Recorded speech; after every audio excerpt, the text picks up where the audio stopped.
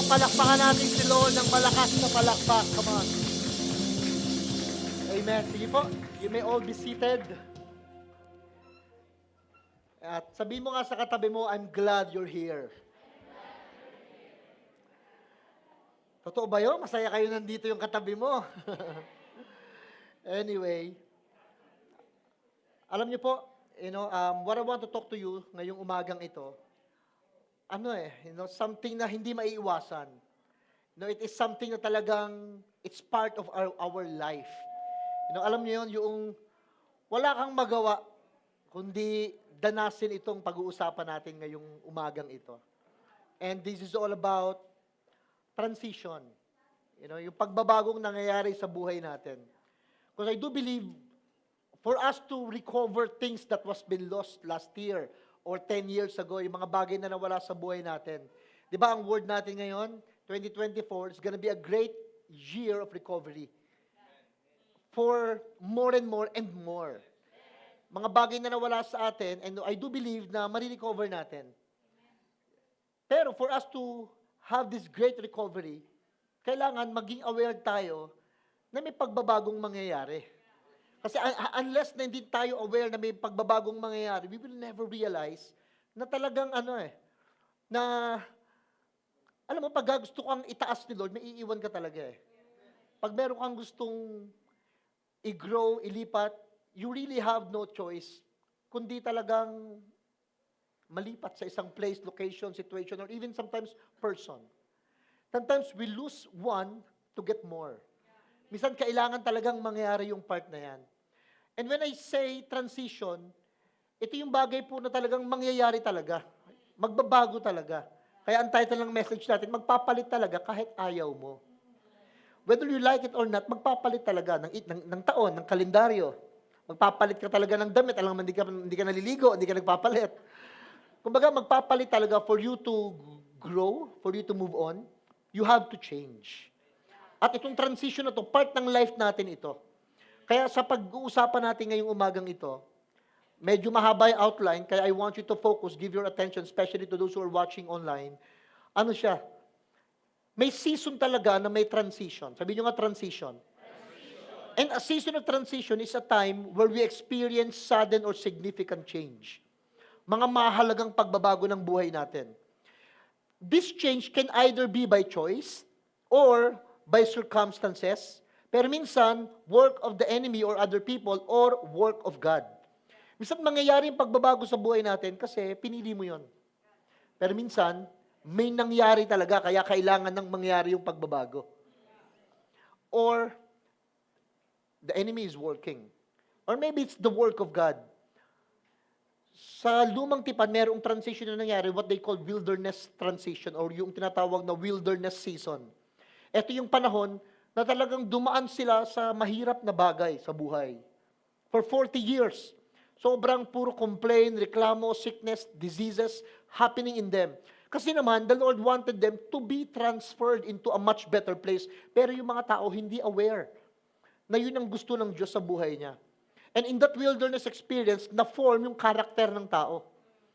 Minsan, pag dumadaan tayo sa mga pangyayari sa buhay natin, ang pinoform talaga ni Lord, ikaw mismo.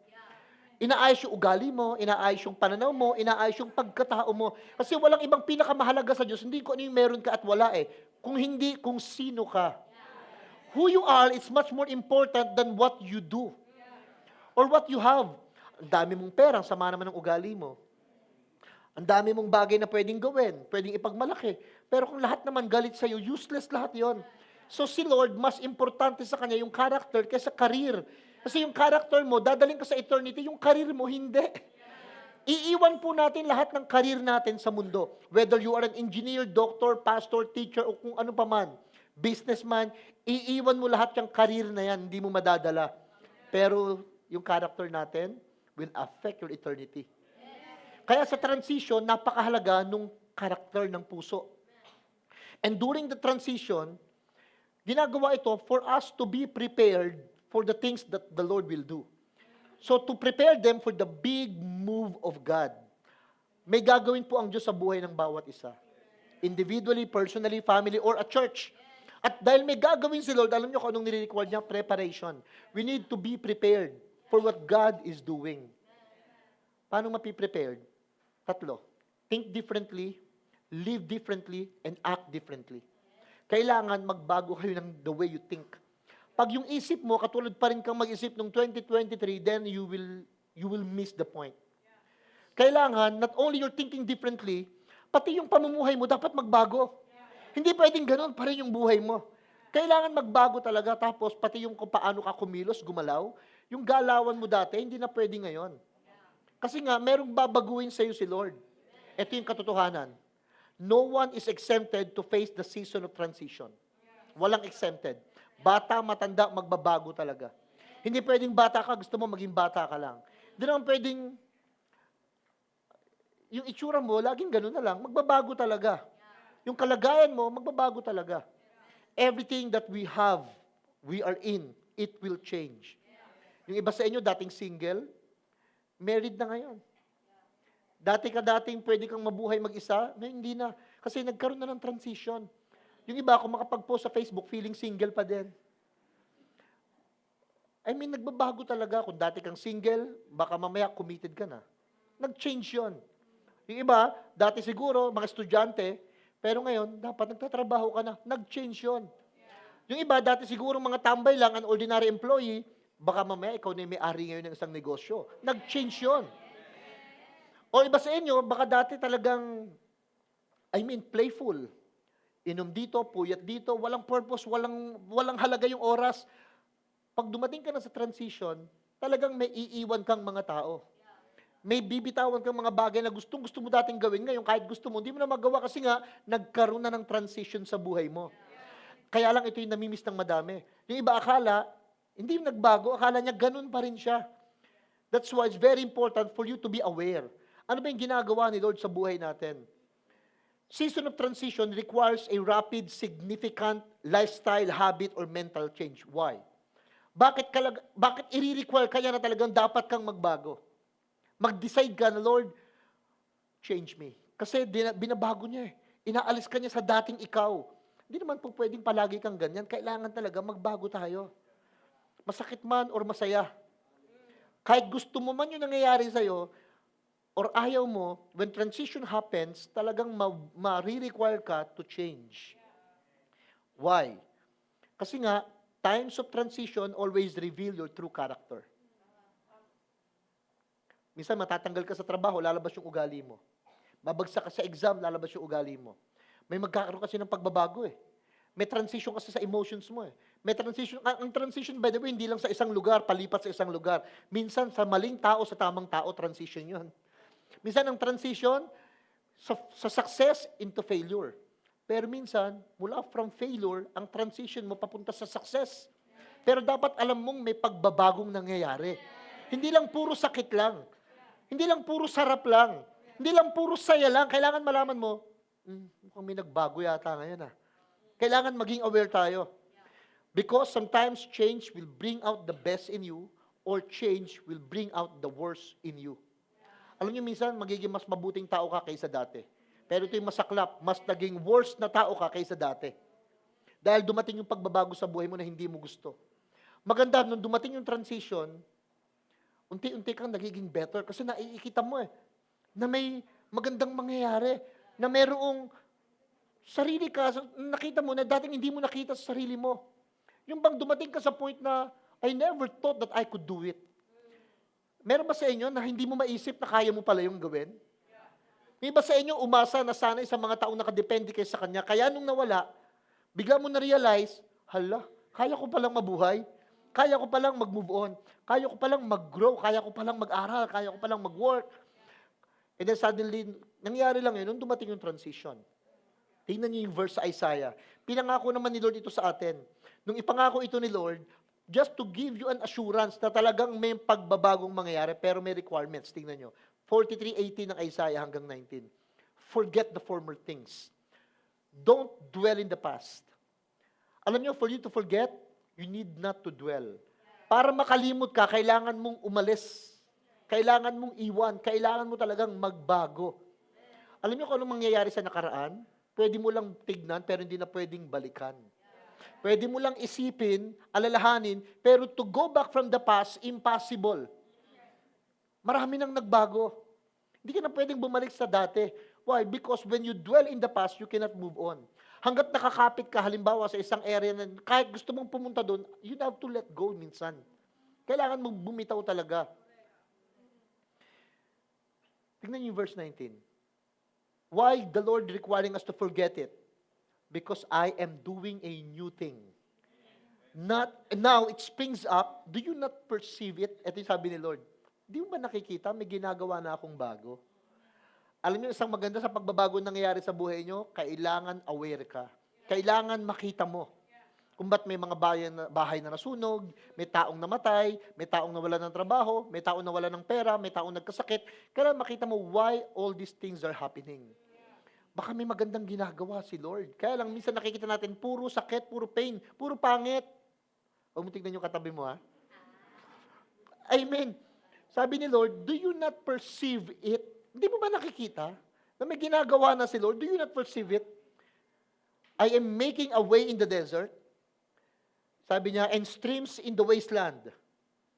May ginagawa daw siya. Alam niyo ba yung disyerto? Walang tubig doon. Pero sabi niya, gumagawa siya doon ng tubig. From nothing into something. From scratch. Mula sa wala, naglalagay si Lord. Alam niyo, ito yung paniniwala ko sa transition. Yung mga bagay na talagang totally imposibleng mangyari sa church natin, because the Lord will bring us something into different level. Yung mga hindi natin nakita dati, makikita natin ngayon. Dapat makita nyo rin yan individually, personally, sa buhay nyo, sa pamilya ninyo. Yung mga dating wala, magkakaroon ngayon. Amen? Why? Seasons of transition always come with a lot of distractions. Pagka may pagbabago nang nangyayari, alam mo kung anong mangyayari sa buhay nyo, madidistract ka. Malilito ka. Tama ba itong nangyayari? Okay ba itong nararamdaman ko? Ba't parang mahirap? Ba't dati wala namang ganito? Ba't meron na ngayon? Ba't dati hindi naman ganun kahirap? Ba't ang hirap ngayon? Ba't dati para bang kaya naman? Wala naman, di ko masyadong iniisip ito Pero pag nagsisimula ka ng mag-isip, your brain is working. Nasa transition ka. Pansin niyo yung mga tambay, walang masyadong iniisip. Hindi na iniisip yung babayaran, hindi na iniisip yung kukwentahin, kaya haya-hayang buhay, no? Hindi sila stress. Walang masyadong iniisip yung tambay Pero yung mga siya nag-iisip ng babayarin, siya mag-iisip ng ang dami niyang iniisip. Nagwo-work yung brain kasi meron siyang gustong mabago. Sabi mo sa mga tambay na katabi mo, hindi, wag na. Kasi halimbawa kung, sa totoo lang, pag yung brain mo nagwo-work na, marami ka nang iniisip, not to a point na nag-worry ka na, na-stress ka na. Pero pag nagsisimula ka ng mag-isip, ibig sabihin, binubuksan ni Lord yung pananaw mo. Kaya sabi, do you not perceive it? Di mo ba nakikita na meron na ginagawa at gagawin ng Diyos sa buhay natin? Kaya kailangan, huwag tayong mag-dwell in the past. So ang key, do not dwell in the past. Pastor, ang ganda-ganda naman nung past Ang sarap isipin, ang sarap alalahanin. Masarap lang alalahanin at isipin, pero it cannot affect you anymore. Maganda lang yung nakaraan, pero wala nang magagawa sa kinabukasan mo. Alam niyo kung anong pag-focusan nyo ngayon? Yung present. Kaya nga present, regalo. Yan ang tignan mo ngayon. Yung today. I-value nyo yung today, ma-appreciate mo yung tomorrow. Kailangan makita nyo kung gaano kahalaga ito. Sabi ng 43:18, basahin ko ulit. Forget the former things. Do not dwell in the past. Talagang ang magandang gawin sa magandang nakaraan or pangit na nakaraan, laging kalimutan. Huwag pang hawakan yon. Alam niyo kung anong ginagawa? Kung halimbawa tagumpay ka ngayon, huwag mayabang. Alam ba, successful ka ngayon, may trabaho, may kinikita, may pinagmamalaki na. Huwag yayabang kasi your success today can become your enemy for tomorrow. Alam ba, successful ka ngayon. Ibang gagawin, successful na ako ngayon, magyayabang na, mawawala yung kaibigan, mawawala yung mga tao sa buhay niya na huwag mangyayari yun kasi baka bukas maging kaaway mo yung success mo ngayon. Pero, yung iba naman, ginagawa yung kanilang mga nakaraang tagumpay. Pinagmamalaki nila yung mga dating nangyari. Sinusumbat ba? Yung mga dating tinulong, dating nangyari. Ang problema, hindi mo na ma-appreciate yung magandang ginagawa ng Diyos ngayon o mga pwedeng mangyari ngayon pag lagi mong pinagmamalaki yung dati. Sa totoo lang. So the reason why we need to innovate, update, upgrade, or strategize. Kasi hindi tayo pwedeng masanay sa dati at saka sa ngayon. Lagi tayong magsasalita na I need to work out yung bukas. Lagi tayong nag-iisip, ano magiging ako in the future? Ano yung magiging yung anak ko? Yung future natin, iniisip natin, palagi. Kaya hindi natin pwede pagmalaki yung ngayon. Kung ano yung meron tayo ngayon, be humble. Kung ano yung nakaraan sa atin, matuto. Sabi mo sa katabi mo, be humble and learn. Be humble today, learn from the past. Maging mas humble tayo ngayon kung ano mga pinagmamalaking pwedeng meron tayo ngayon. Pero yung mga dating nakaraan, huwag natin isumbat. Huwag natin isumbat. Yung pagsisimba tuwing linggo, napakahalaga nito. Sobrang halaga. Huwag nyo sanang gawing parang family day lang yung Sunday. Huwag natin gawin na parang, sige, pagkatapos ito, manonood tayo sine, kaya sama-sama tayong magsimba. Pagkatapos ito, kakain tayo, kaya sama-sama tayong magsimba. Why? Yung Sunday, actually, hindi ito family day. Yung Sunday, dapat alam natin, worship day. Yung Sunday natin, dapat alam natin, thankful day. Kumbaga, buhay ka nung Monday hanggang Saturday, nakakain, nakagising, nakatulog. Kaya pagdating ng Sunday, at least meron akong hindi nga one day eh. One day ba yung Sunday? Sa amin, one day, sa inyo, hindi. 2 hours. 2 hours lang kayo nandito eh. At sasabihin mo sa isang buong linggo, Lord, I will set aside itong 2 oras na ito. Hindi naman hinihiling ni Lord na pag magsisimba kayo, masasaktan eh. Kasi may mga ganun nangyayari pag piyesta.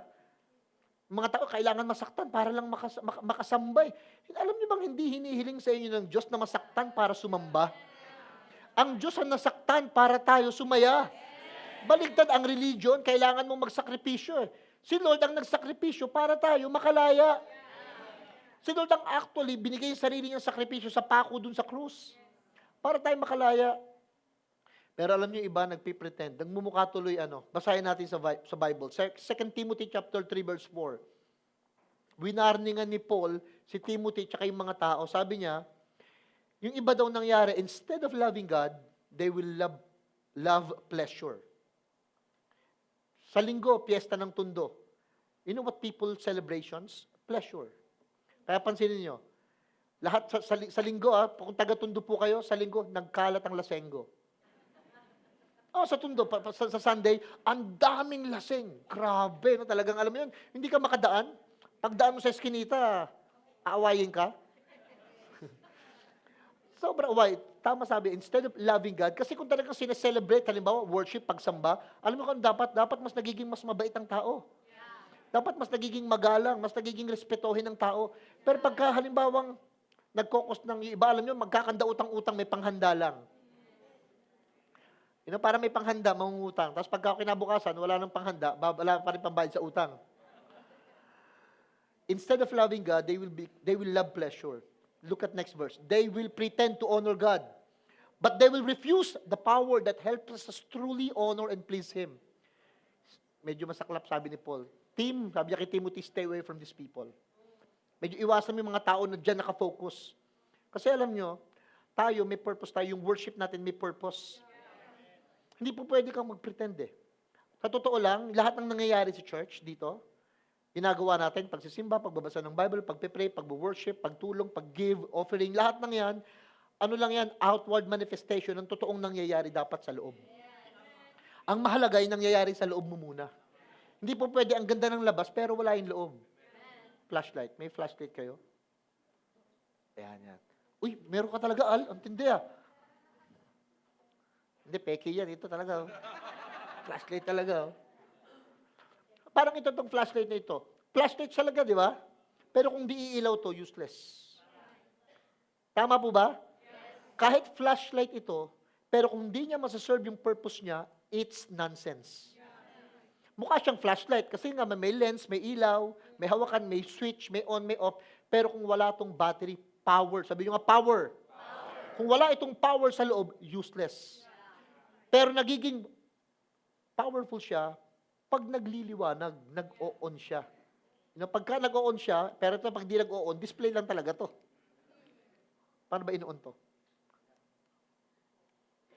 Peke, parang paano ba ino-on? Ayun. Yun naman pala. Look at this, guys. Kaya may purpose. Sabihin nyo nga, purpose. Oh, thank you, Al. May purpose siya.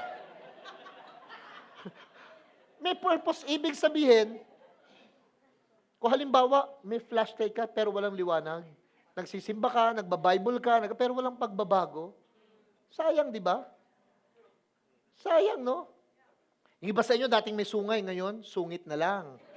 Okay na yon. At least bali na yung sungay. Masungit na lang. Pero next time, wala nang sungay, wala nang sungit, singit na lang. Mahilig maningit sa pila. Next time, mawawala na rin yun. Why?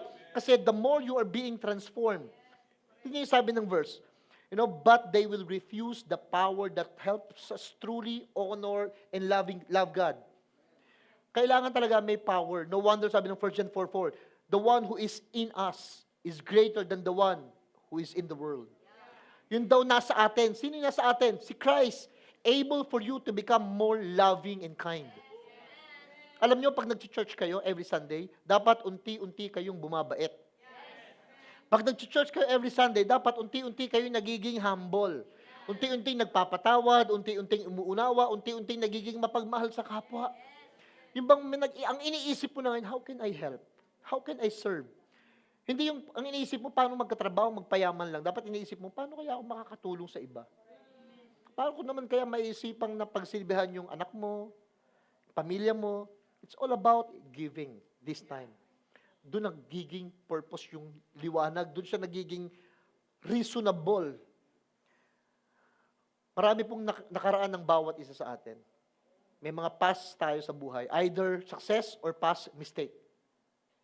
Sabi ni Lord, don't dwell on your past. Kahit pa maganda yan, never live in your past mistakes and failures. Alam niyo kung bakit? Ang ending yan, maninisi ka lagi. You will always blame people for your mistakes, for your failure. Ba't di ka nagkaganito? Ba't nagkaganyan ka? Maninisi ka lang pag lagi ka mabubuhay doon. Alam niyo, may mga tao, they fear the failure of hold them back from trying to do new things. Yung bang natakot na sila na mag-take ng risk? Natakot na sila na mag-apply ng trabaho uli? Natakot na sila na mag-aral uli? Natakot na silang magpatawad? Natakot nang pumunta uli sa isang lugar? O gawin yung bagay, why? Because of the past mistakes and failure. Natakot ng mamuhunan? Natakot ng magtiwala? Alam niyo kung bakit? Kasi sa mga nakaraang hindi maganda sa buhay nila. Kaya hindi ka pwede talagang mag-hold sa past mistake. Yung failure, magandang teacher din yan, ha? Pero hindi best teacher, siyempre. Yung experience nga, hindi best teacher. Lalo yung failure. Pero pag natututo ka sa failure, nagiging advantage mo yung kapalpakan mo. Halimbawa, nawalan ka, nasaktan ka, nadapa ka. Advantage mo yun kasi hindi ka na dapat nadapa doon. Nasaktan ka dapat, hindi ka na palagi nasasaktan doon. Yung pain kasi inevitable, pero yung misery, choice yun. Diba, nasasaktan ka, hindi mo naman maiiwasan yun eh. Pero yung nagmumukmuk ka, pinili mo yun. Pinili mo yun. Hindi talaga natin maiwasan yung masaktan tayo ng mga tao, sinasadya man o hindi. Pero halimbawa, nagkimkim ka na ng sama ng loob sa isang tao, pinili mo na yon. Sabi mo sa katabi mo, ayusin mo yung pinipili mo. Failure can be used it for your advantage. Pumalpak ka, mapagmamalaki mo yun kung natutunan mo. Kung natutunan mo. Kaya nga, I have my past life. Si Hermin Demonyo, naging advantage ko yun para maipangaral sa mga tao how God transformed my life. Naging maganda tuloy yung ending.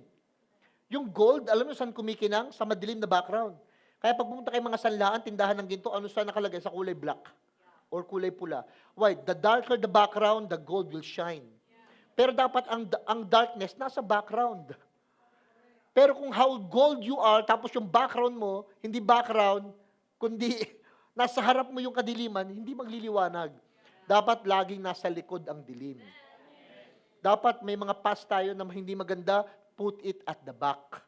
Para ikaw nagliliwanag. Pero pag binalik mo yung nilagay mo sa harap mo, lalabo ka talaga.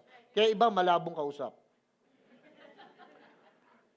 Yung iba, ito naman, dahil sa mga nakaraan nila, ang hilig manisi. Stop this blaming game. Huwag niyong kakantayin, ako ang nakikita, ako ang nasisisi, ako ang laging may kasalanan. Pagising sa umaga, sermon ng almusal. Bago, pumasok sa eskwela. I mean, huwag niyo nang sisihin yung mga tao sa nangyari sa buhay niyo. Huwag din nyo naman sisihin yung sarili nyo sa nangyayari sa buhay ng mga tao. Lalo't kung yung mga tao sa paligid nyo hindi na bata. Yung iba sa inyo, sinisisi yung ibang tao, hindi ka naman bata eh. Pwedeng sisihin ng bata yung magulang kung halimbawa 3 years old siya, 4 years old siya. Pero kung 40 anyos ka na, nanay mo pa sinisisi mo, hello? Alam ba, 25 anyos ka na, 23 ka na, sinisisi mo pa ibang tao? Hindi ka nag-grow, ibig sabihin. Yung success, hindi siya final. Yung failure, hindi din siya final, by the way. Halimbawa, nagtagumpay ka, huwag mo sabihin tagumpay ka na palagi. Huwag mo sabihin pag malaking final na yon. Pero yung failure mo, hindi pa rin final yan. Alam nyo kung ano maganda?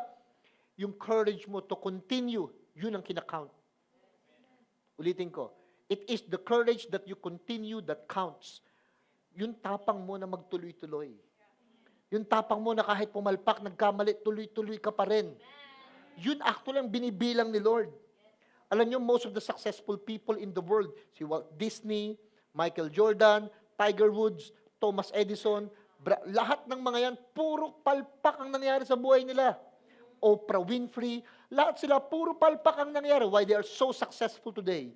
Hindi nila ginawang excuse yung failure. Hindi nila ginawang alibi, yung panghihina, yung ano, ang ginawa nila, lumabas sila doon sa mga kapalpakan na yon. And they learn from it. Alam niyo kung anong key? Susi, God is doing a new thing, but you need to perceive it. May magandang ginagawa si Lord, pero kailangan nating makita. Yung asawa mo, pagka merong ginagawang maganda, dapat makita mo. Yung iba, lahat na yata ng ginawang maganda, pero hindi mo nakita, kaya tuloy siya nagdadamdam.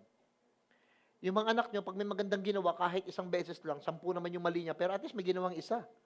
Kailangan makita mo yung isa. Kailangan ma-appreciate yung isang ginagawa niyang maganda. Kasi pag pati yung isa na yun, hindi mo pa na-appreciate, pangangatawanan niya na yung pangit.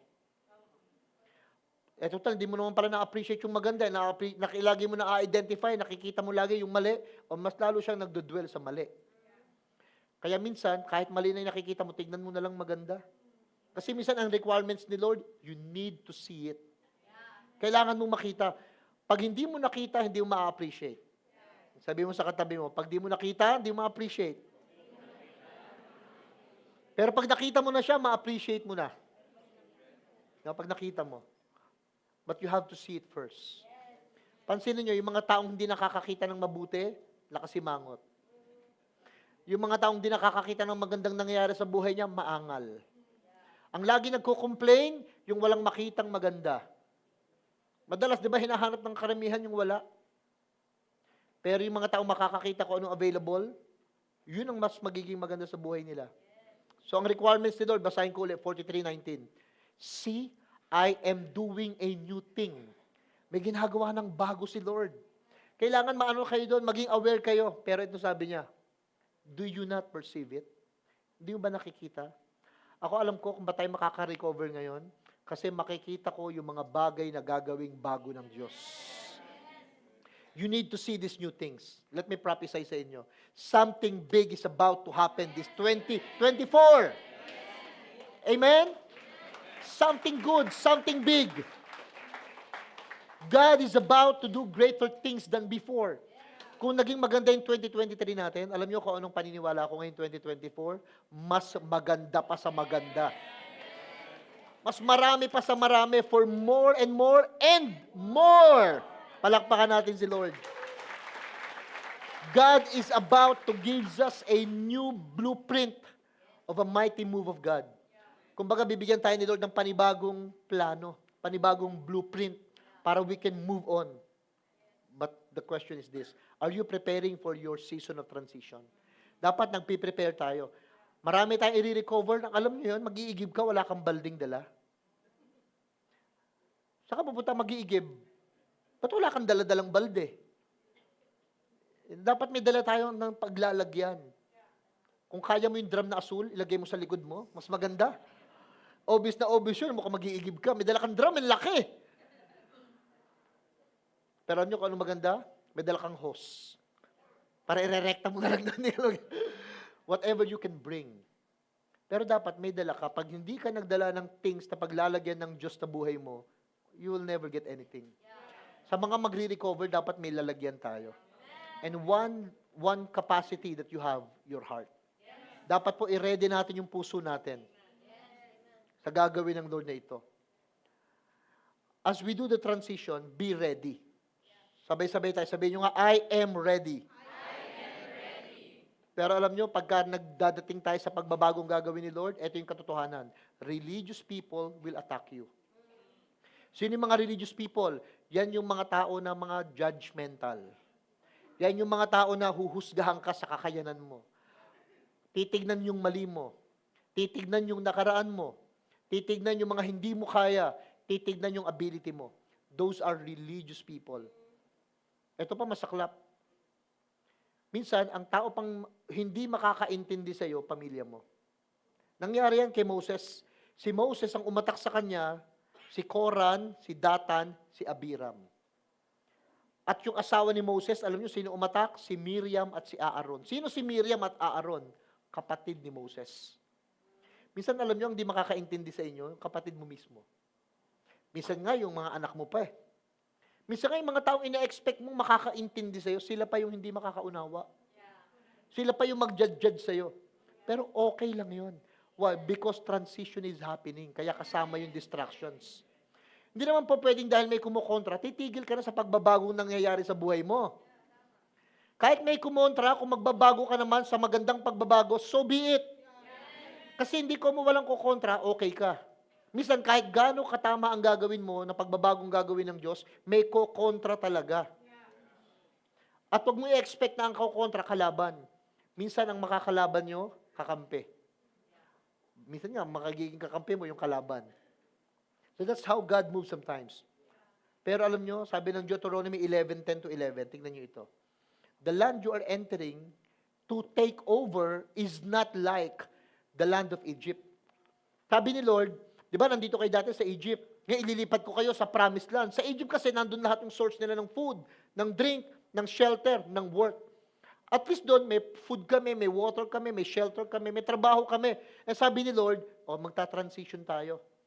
Kailangan yung makuha yung para sa inyo. Pero yung nakukuha nyo ngayon dito, dadaling ko kayo sa promised land. And there will be more and more and more. The land is flowing with milk and honey. Kaya sabi niya, pag alis nyo, hindi ito katulad ng dati ha.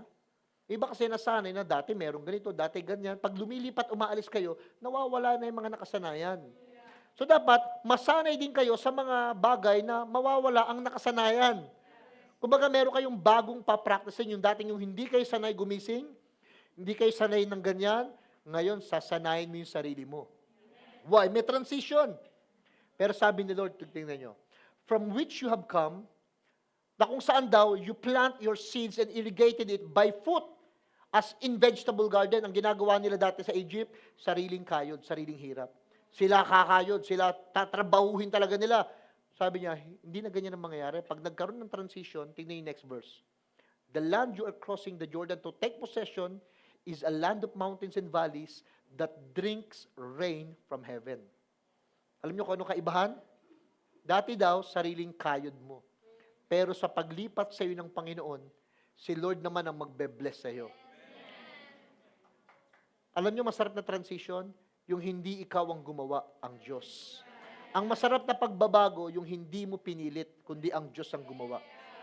Yun ang pinakamasarap na pagbabago. So when people try to attack you and criticize you, kailangan mong ma-learn yung navigate. So ang focus natin, take over, not take sides. Ulitin ko, don't take sides, but take over. You need to take over to move forward. Pag nagtitake ka kasi ng side, naghahanap ka ng kakampi. Alam niyo, maraming mga tao kung bakit di nakakapag-transition ng maganda, nakakalipat ng maganda, nakakapromote sana, na-elevate sana yung buhay. Kasi lagi silang may kinakampihan. Hindi baling walang kumampi sa inyo, mahalaga may Diyos kayo. Hindi baling makaaway mo yung mga tao, ang mahalaga, sumunod ka lang sa Diyos. Hindi baling sa totoo lang, alam mo, yung minsan magkakahiwalay kayo ng mga dati mong kakampi, pero kailangan mo lang gawin ko ano yung tama kasi. Kaya you need to take over. Huwag kayong mag-take ng sides. Sometimes you know what to do? You take over your emotions. You take over your past. You take over yung mga bagay sa buhay natin na hindi natin nakakinaya dati. Kailangan mong kayanin ngayon para lang wag kang mag-take ng side. Yung iba, alam nyo kung ba't di nakaka-recover? Kasi pili ng maling kakampi. Alam niyo yung mga agila, eagles don't waste their time on raven. Hindi sila, kasi inaaway din sila ng uwak by the way. Yung mga uwak, tinutuka-tuka sila. Yung agila, walang panahong makipag-away sa uwak. Alam niyo gagawin ng agila? Lilipad lang ng mataas. They will just simply fly. Yung uwak kasi, hindi kaya yung altitude na kayang liparin ng agila. Mawawalan sila ng hangin sa taas, bibitaw din sila sa iyo. Alam niyo kung ano lang gagawin niyo? Pagka halimbawang may mga taong nagkikritik sa inyo, mangarap lang ng mangarap. Magpakabait lang ng magpakabait. Mag-church lang ng mag-church. And you will see at the end of the day, those people na laging kumikriticize sa iyo, wala, tinitignan mo lang sila from afar. Why? You need to learn to choose the right battles. Battle that will promote you, not the battle that will slow you down. Piliin nyo rin yung tamang laban.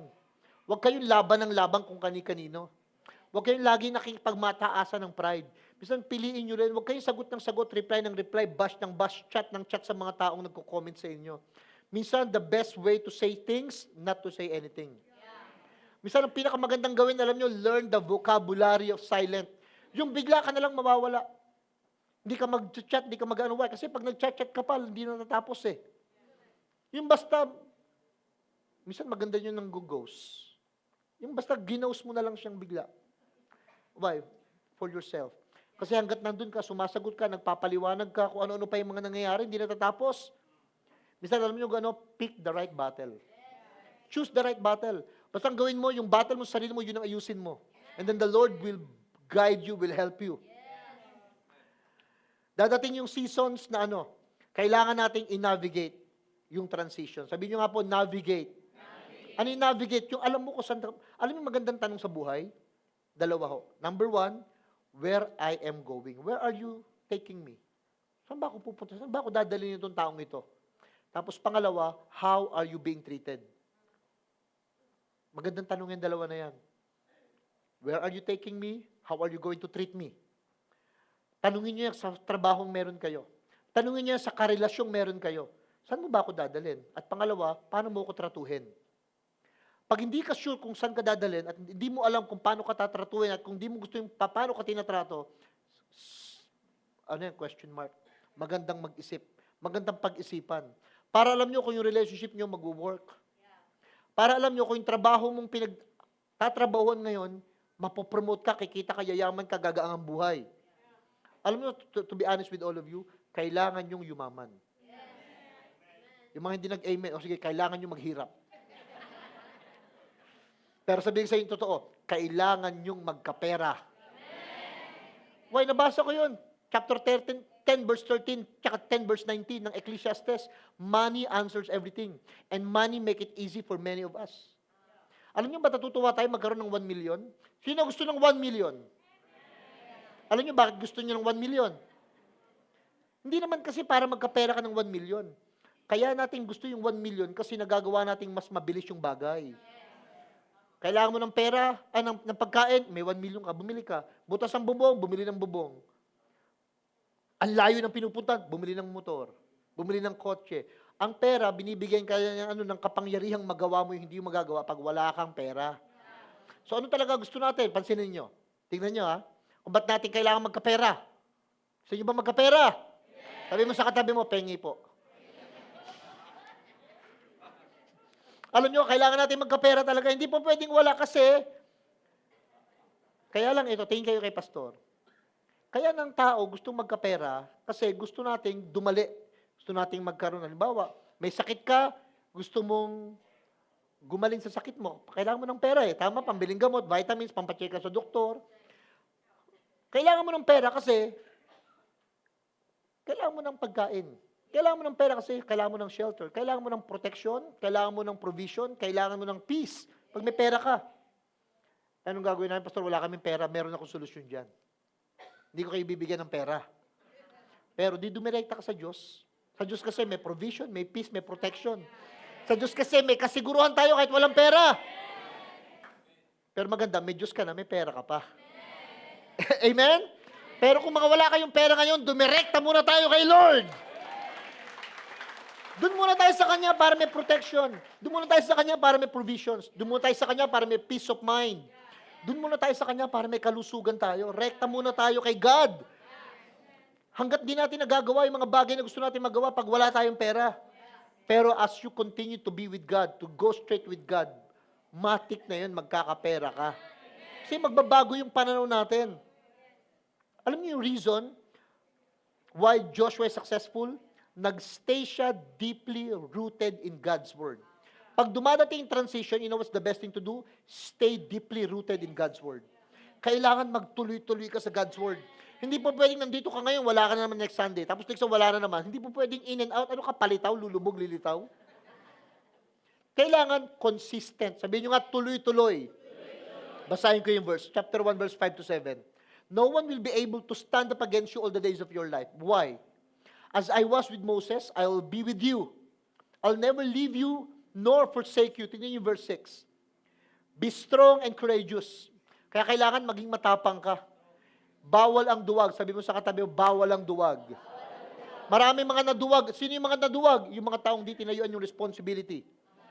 Yung mga lalaking tinalikuran yung kanilang anak. Yung mga lalaki na hindi nag-provide, hindi nag-protect. Let me tell you, you need to be strong and be courageous. Be strong sa anumang accountability and responsibility. Tapos maging courageous na tapusin yung sinimulan. Be strong and courageous. Kailangan mo kasi ng strength pag may sisimulan ka. Pero kailangan mo rin ng courage para tapusin ito. Be strong and courageous because you will lead these people to inherit the land I swore to their forefathers to give them. Tingnan yung next verse. Inulit na naman ni Lord. Kasi alam niyang matindi talaga laban.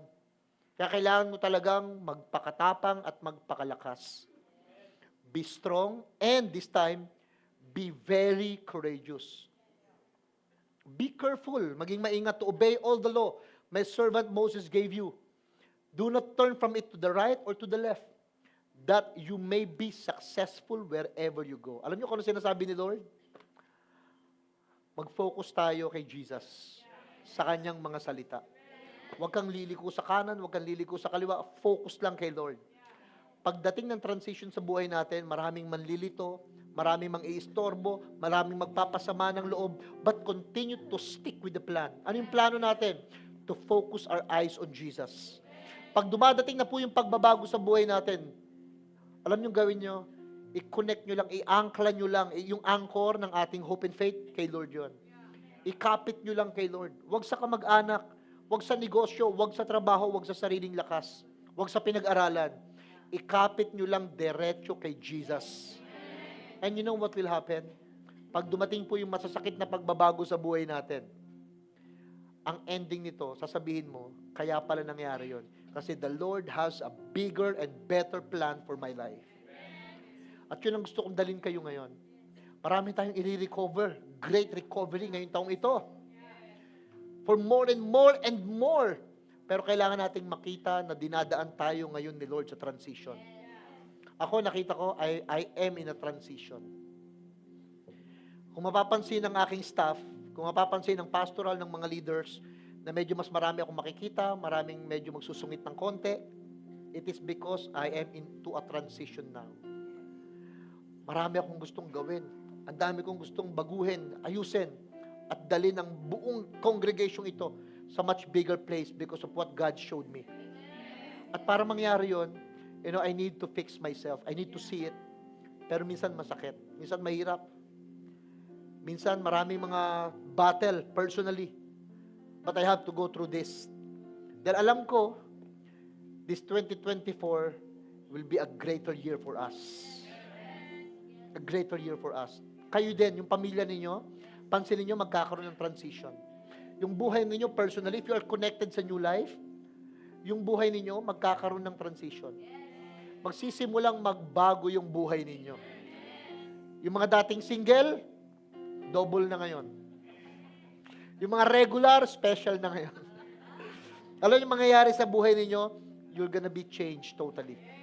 Pero ihanda nyo yung sarili nyo because it's going to be better and better. For more and more and more. Tayo tayong lahat. And we will pray sa transition ito na gagawin ng Diyos. Hilingin natin kay Lord, kung may pagbabago man sa buhay nyo, halimbawa, dating mga nasa bisyo kayo, the Lord will change that vices. Kung meron kayong mga lugar, emotionally, you're down, on a situation, locations, tapos biglang magbabago, kung dati kayong mga taga-Tondo, ngayon hindi na. O kung dati kayong mga taga-probinsya, ngayon taga-Tondo na kayo. Nagbago ng location, situation, transition yon. Kung dating may trabaho kayo ngayon, congrats, wala na, sarap ng tambay nyo ngayon. Pero kung mga tambay kayo ngayon, biglang magkakatrabaho, o kung dating sakitin ka, tapos biglang mag-change. Lahat yan, transition. Transition. Personally. Location, situations. Pero alam nyo, ang prayer ko ngayon, makita natin na, Lord, open my eyes. Gusto kong makita kita sa ginagawa mong pagbabago sa buhay ko. Sa lahat po ng sakit na nararamdaman ninyo ngayon, meron lang si Lord na gustong ituro sa inyo na much better ways. His ways are higher than our ways. His thoughts are higher than our thoughts. Kailangan mapuno yung ating pagbabago ngayon ni Lord. Makita natin, Lord, it is you, Lord, who are doing the new things in my life. Ikaw ito na gumagawa ng panibagong pagbabago sa buhay ko. Help me to see it. Kailangan nating makita. Amen? Every head bow and eyes closed. I pray, Lord, help us to see these changes coming. For us to be in a place where we will recover those things in the past, kailangan naming makita na binabago mo kami ngayon. Minamatured mo kami ngayon. Tinatanggal mo yung mga bisyo, masamang ugali. Tinatanggal mo ngayon, Panginoon, yung mga nakaharang sa isip namin para makita naming malinaw, Lord. Yung new things na ginagawa mo. Hindi namin babaguhin ang tao o ang sitwasyon o ang sarili namin. But Lord, sabi mo, you are the one doing new things. You are the one, Lord. Spring it up. Ikaw ang nagdadala ngayon ng pagbabago sa pamilya namin. Ikaw ang nagdadala ngayon ng pagbabago personally sa buhay namin. We want to embrace that. We want to be willing. By faith, as we obey, we want to be willing, Lord, sa changes na ginagawa mo ngayon. Sa mga pananaw namin, sa relasyon namin, sa pamilya namin, sa personal na buhay namin, Lord. Ine-embrace, niyayakap namin ang pagbabago ngayon. Niyayakap namin ang pagbabagong ginagawa mo, Lord. We want to submit to your will, love your will, Father God. Thank you, Lord. You have been so good to me. God, I can't believe how you love me. What a friend you have been. So good to me. God, I can't believe how you love me. What a friend you have been. So good to me. God, I can't believe how you love me. What a friend you have been. So good to me. God, I can't believe how you love me. What a friend you have been. Lord, ang bait-bait mo sa amin, Panginoon. Sobra ang bait-bait mo. Napakabuti mo sa buhay namin, Lord. Today, whatever we are experiencing, whenever we are today, kung dadalin mo kami sa isang napakalaking pagbabago, here we are, Lord. By faith, we obey. Thank you, Jesus. Wala kang ibang gusto kundi ang mapabuti kami. Wala kang ibang nais kundi matupad ang plano, ang layunin mo sa buhay namin. And today, Lord, today, we completely put our trust in you for this transition. For us to be in a place where we will be able to recover Lahat ng nawala, Lord. For more and more and more. Lahat ng nawala. Binubuksan mo, Lord, ang mata namin, ang paningin namin, pananaw namin sa buhay para makita namin maganda pala tong nangyayari. Maganda pala tong pagbabago na ito. Maganda pala yung nangyayaring pagbabago, Panginoon. For our own good, for our own sake, for the benefits of your people. That's why all these changes are taking place. And so we embrace that. We love to be changed by you, Lord. We love to be loved by you, Lord. Mahal namin yun, gusto namin yun. We like that, Lord. To be loved by you, to be changed by you, Jesus. Kaya maraming salamat, Lord. We are willing, we are submitting, and we are completely trusting in you, Jesus. Maraming salamat po. Pwede bang lagyan natin kamay natin sa dibdib natin? I want you to feel the heartbeat, yung tibok ng puso ninyo. Kung ba't kayo buhay ngayon, gusto ni Lord, wag kang manatili na ganyan lang. Gusto ni Lord, wag kang manatiling katulad ng dati. The Lord wants to bring you. The Lord wants to change you. The Lord wants to transform you from an old person into a new person. The old has gone, the new has come. You are now a new creation in Christ. Today, receive these new things. Today, receive these new ways. Today, tanggapin natin ang pagbabagong ginagawa ni Lord sa buhay mo. Tanggapin natin ang transition, ang panahon ng pagbabago, ng pagpapalit. Tanggapin natin ito sa oras na ito, ng buong buo, ng walang angal at walang pagdududa, dahil maganda ang gagawin ni Lord. Lord, thank you. We give you the praise. We give you the glory. In Jesus' name, everybody shout and say, Amen. Thank you so much, Pastor Herbie. Thank you, Pastor.